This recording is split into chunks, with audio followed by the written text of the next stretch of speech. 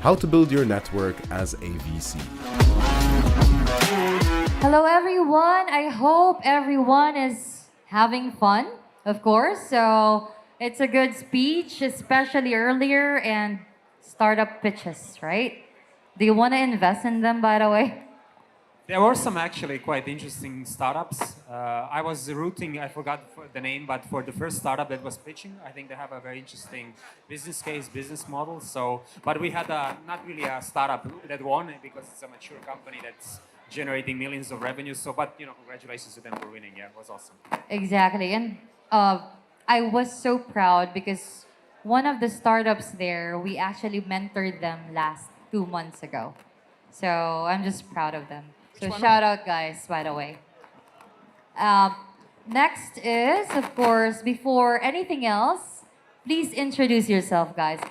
So, guys, there's empty seats here. You can sit here in front. So let's enjoy this panel and afternoon. Please introduce yourself. So yeah, thank you everyone. So my name is Anton Golub. I'm a venture partner at Full Stack VC. We are a crypto VC investing in early stage companies, so pre-seed, seed series A, in broad spectrum, crypto and Web3 companies. And I also run a DAO in Switzerland called Swiss Asset DAO, focused on real world investments. Oh, you do a lot of things as well. All right, so how about you? Can you please introduce yourself? Yeah, hello, my name is Nick. Thank you for inviting me for this panel discussion. Thank you for inviting me. I would like to introduce myself. So, I have been involving in blockchain and Web3 space about 3 years. And during this time, I'm working as a research partner in a Web3 venture capital firm called Sinaphi. We have helped dozens of projects to build business, build a business. Sorry. Build a business development, project management, and marketing needs. So a few months ago, Sinaphi merged with CW Labs. CW Labs is analytics and research venture. We are we have helped different projects with tokenomics, with go-to-market strategies, with tokenomics, business models, and something like this. And also I participate in Off-Chain Global. It's a community with crypto enthusiasts in 50 countries around the world. Okay, guys, so he said that whenever you need anything, if you're an aspiring business builder in the space, he can definitely help when it comes to tokenomics, when it comes to the structures, and of course, at the same time, he's been and partnered with 50 countries. So thank you so much. So, of course, the first question that I have, the topic that we have is how to build your network as a VC. I'll be giving you a heads up, guys. Being a VC is fun and at the same time sad, But of course, being a VC as well can make you a lot of money, investment, right? Not a financial advice, of course, for you to be a VC, but at the same time, if you actually wanting to help many people, many aspiring entrepreneurs, you can definitely help a lot being a venture capital. So the first question, where did you start as a VC, by the way? How did you build your network as a VC? Yeah, so as a VC, you actually have to build two networks. So the first network is actually among the crypto startups that are hot deals that you want to invest in. And just to mention, as a VC, it's not hard to build network among startups in general, because if I just walk around here and I say I'm a VC and I'm investing money, I'll have 100 people coming to me and pitching stuff, So that's not really that difficult, but the difficulty is actually how do I get into the good deals, How do I actually invest into the top companies? And there are two ways how you can do that, how you can network yourself around. either I know the founders myself personally, due to maybe we have a track record together, or I got introduced to them and I managed to build a relationship and a track record. Or actually it's just somebody brings me along as a co-investor. So this is actually how you get into good deals and how I get my network among the startups. But even more important network that I have to build is among investors that invest into my fund. Because if I don't get any money, then the startups don't get any money. So it's really, really key actually to build a network among the professional institutional investors. And there I actually have the same challenges that actually startups have. So I need to get on the radar of fund of funds, family offices, high net worth individuals, institutional investors. And this is very much a relationship building. So they need to get to know me. They need to understand what's my narrative, what's my thesis, what makes me so special. And in the end, they will wonder, how do I get access to the hot deals? Because they're delegating this investment process to me, and I need to prove them that I can get into the best deals and that my startup investments will all become unicorns, you know? So that's very much relationship building, and it's very painful, by the way. It is painful. How about you? I want to know your journey, how you started building your network as a VC. About 2 years ago, we, with our friends, founded CW Labs. It's a small venture fund.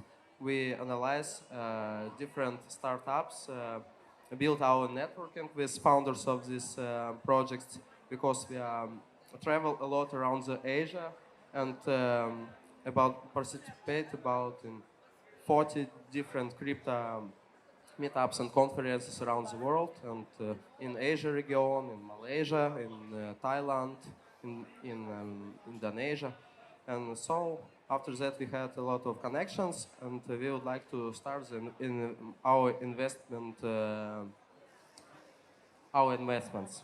And I would like to introduce you one of our cases when we built strong connections with one of DeFi protocol.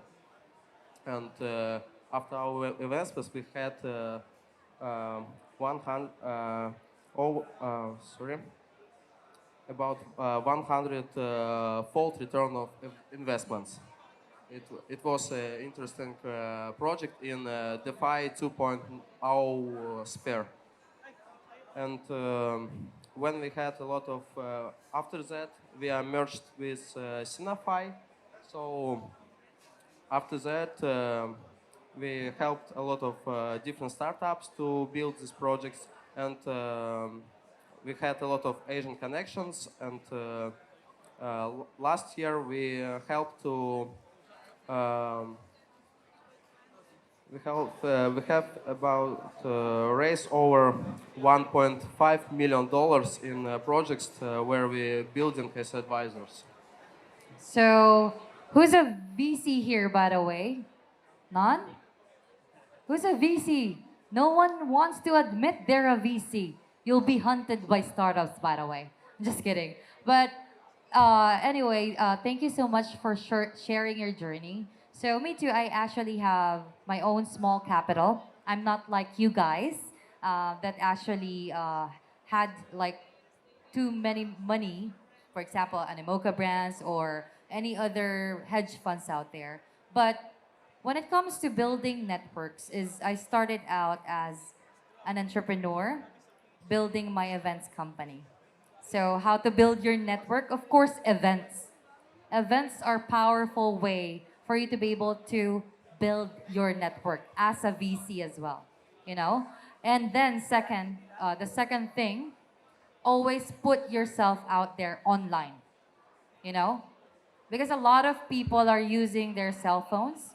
Even here in the Philippines, almost even our grandmothers are actually using our cell phones, right? So put yourself out there, guys. If you're an aspiring VC, how to build your network, because you'll never know. One day, you have the perfect partner when it comes to your Twitter messages, right? I don't know, because sometimes it's in spam, right? Spam messages, the right partner comes along for you to be able to build your network. Because it's not just about money. It's about actually building the right connections, sharing the same values, right? as building this project to make it successful. So next question. This is regarding with your investments, right? Can you tell us more about which projects you're investing in? So there are a couple of narratives that are very attractive to us, given the current market cycles. And so it's not a big secret like there in a bear market. So kind of the solutions and the hype that was attached to the previous cycle are not so attractive, at where we are at the moment. So, but we have a couple of very attractive fields that we're looking at. So first one is actually investments into real world assets.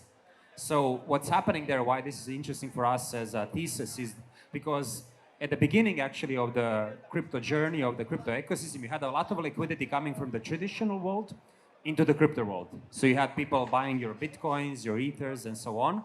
And a lot of liquidity has been built out in the crypto industry. Now you have actually a lot of players there who want to access the real world. So to give you an example of that, MakerDAO, which is one of the biggest crypto projects in the world, they have a big treasury, and they invested $800 million into treasuries, into US treasuries. So there's a lot of projects in the crypto space that are looking to take liquidity from the crypto world and deploy it in the real world, quote unquote, and get their returns there. And now when they need to do that, they need to have infrastructure to enable that. They need to have paying agents, they need to have crypto banks, they need to have custodians, they need to have actually securities accounts. So there's a lot of rails that you need to create to connect the crypto world, so to speak, and bring that liquidity into the real world. So this is our first thesis. Then the second thesis that I'm extremely excited about is actually something you touched upon, is decentralized social networks. So today, actually, we realize the big power that social networks have. I mean, Facebook and Twitter know me better than my parents know me, than my friends know me, because they have all the data what I'm doing. So they have this big power, but I have nothing from that power. How about like a project like decentralized engagement? Which we had and that's why I was rooting for them to win actually, because I think it's a very powerful way how I can not only control my data, but also monetize what I'm doing when I'm generating that data. So, and just to say like very openly, there's a couple of very interesting projects like that. The most well-known now being Lens Protocol. So Lens Protocol, founded by the founder of Aave, which is the most well-known collateralized lending platform on Ethereum. They launched Lens Protocol, so you kind of have the decentralized version of Twitter there. You have a decentralized version of YouTube there called LensTube. And they're building this ecosystem, but very importantly, Lens Protocol is positioning itself as an infrastructure player, which is what's interesting for us. So to actually open up the topics, these two theses is very interesting for us. Thank you so much. Actually, I'm also waiting for Lens Protocol's big announcement. Hopefully an airdrop also very soon. Exactly. How about you? So what are the type of projects that you're investing in? As a Sinafai venture fund, last year we invested in different projects. We like to invest in infrastructure projects like Curator. It's an analyze platform like CoinMarketCap, but with analytics from the community. We invested in House of Hamsters. It's a project in poker sphere, and we invested in different gamify projects like Formacar Crypto. It's a mobile racing game. So we invest in different interesting trend areas of crypto as a DeFi too. Thank you so much. So very interesting points on what you touched. So of course, it's important for us to know. I've been a founder of a GameFi project. I stepped down recently. So we raised around $2.4 million, and it's backed by Crypto.com. And I hope it'll be successful with the acquisition with the next company. But of course, the next question that I have, me as a founder, of course, how are you building the relationship between founders? Yeah, so just to mention, when you as a founder are trying to build a relationship with a VC, yeah, it's really what we actually want to see. Two things is actually that you have the right team, because I'm also a founder, and for my experiences, you can tell me you have a great idea, a great business model, and then 5 years later, I look at your deck and I say, you're not doing the same thing you did when you told me. So things change, if you have any experience as an investor, you know that's the case, but people are the ones who adapt to that change. People are the ones who realize, okay, what we're doing is not working, we need to change, we need to pivot, we need to find clients, and I'm literally relying on people to solve all of these problems. So I really need to get to know you and figure out that you're actually the right person, that you can bridge all of these challenges, that you're not taken aback, that you can, bring other investors, actually, and bring in great team members as well. So you're not only great as a person, but you can build a great team around you. So this is, I think, one of the key things, but nothing is more important than traction. So if I don't know you, but you actually show me like, hey, look, in 1 year, we went from 0 to 1 million in revenues, I'm immediately interested because I know how difficult that is. Actually, I was also a founder like you for several times. So if you can show me traction, the relationship gets built very fast, So let's say like that. Exactly. So, where's the startups here earlier, guys? Are you listening, by the way? So anyway, it's very important because as a founder, of course, this can be your option as well. For example, you're successful already when it comes to the project you're building, but you also want to help other entrepreneurs out there or other startups. So it's very important for you to know how for you to be able to build your network. So for me, personal branding is really important, right? So even VCs, even the founders in VCs, right? So Animoca brands, how many billions of dollars are actually there investing in projects? Yet you can see Yatsu, right? He has personal branding. He's very visible in all events, right? And then, of course, the PR is so good. So that's the combination of everything. How to build your network, how to be powerful. It needs to be balanced. PR, building the right network through events with the right people. Because, of course, not all events are very, very valuable, right? You need to actually hunt for the best partners out there. Thank you so much. How about you? What's your insight on that? Social networks help us to build our network, our strong relations with different VCs, different angel investors, and founders of different startups and projects. And we like to use crypto Twitter, and we like to use LinkedIn. So we write different articles, posts, and build our connections in LinkedIn. I think it's one of the key points to build a great network. The second key point is participate in different Web3 events around the world, because you can meet with different interesting people from different kind of projects. Um, about 3 months ago, I met with Rich Robinson from Animoca Brands. It's a great guy. It was in Bali, and in Indonesia. Is it Rich Robinson? Yeah. Oh, I met him Yeah. as well in Thailand. Yeah, it's a great guy. So in Indonesia is very strong crypto community.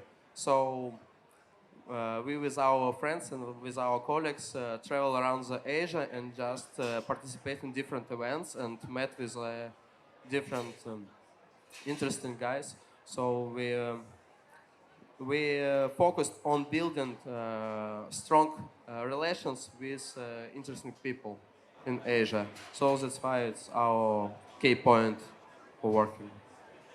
So there is a connotation between venture capitals and basically there's this one VCs who's actually trending right. I don't want to say who that VC is, but he's being bashed because he's being speculated to actually just offering marketing services.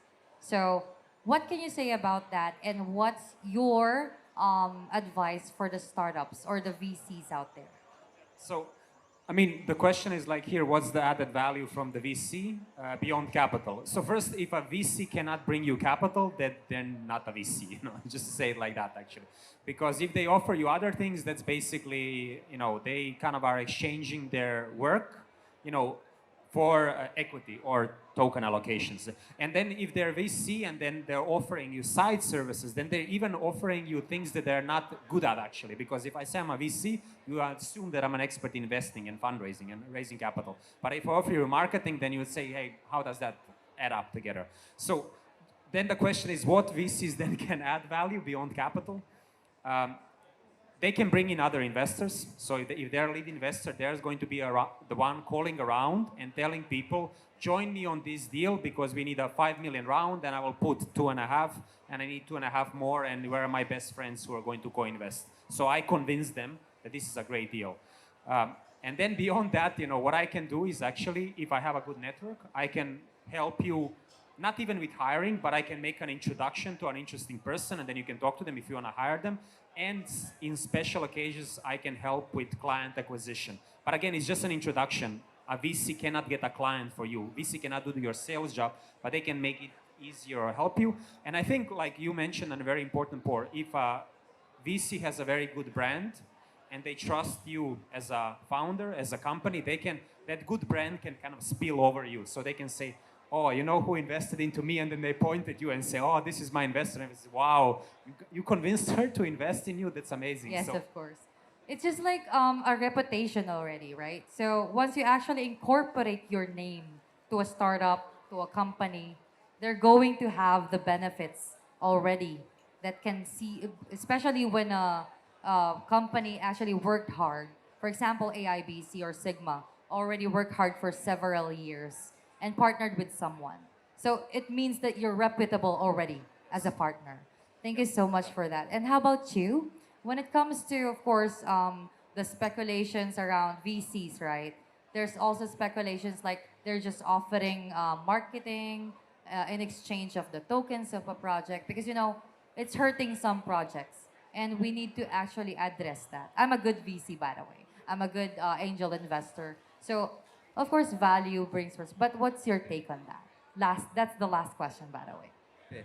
I think now good VC need to help different startups with projects, not with money only. I think they need to help with marketing needs, for development needs, advisory, and different stuff for develop the projects. So. At our Signify fund, we help different projects with PR marketing, with marketing strategies and something like that. So not only for money. And I think it's a key point how to build a good VC. Thank you. And lastly, of course, before I end my panel, as always, where can we follow you?